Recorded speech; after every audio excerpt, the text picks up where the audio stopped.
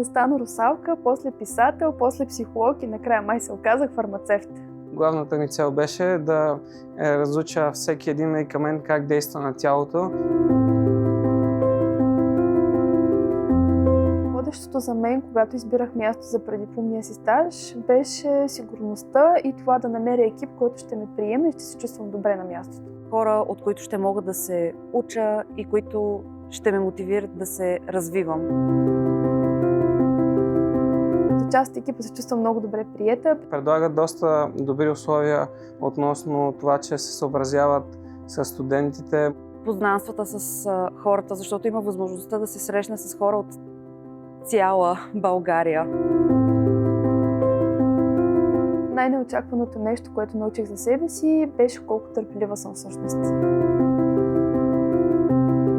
Грижата за фармацевта за мен се измерва в усмивки. В това да помагаш на хората, да виждаш усмивката им, когато си им помогнал. Винаги би могло да има разлика между това, което си представил и това, което е в действителност, но определено моите представи, които имах, се припокриха. Нещо, което ме накара да се усмихна още в първия ден, беше топлото посрещане от колегите. Бабите и дядовците, които ти побутват бомбонче.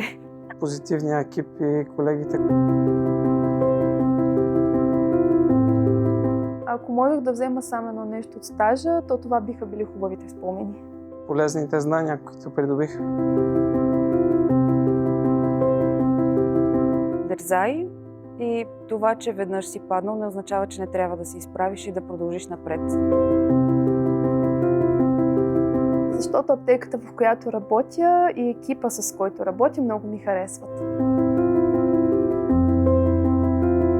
Екипност. Грижа.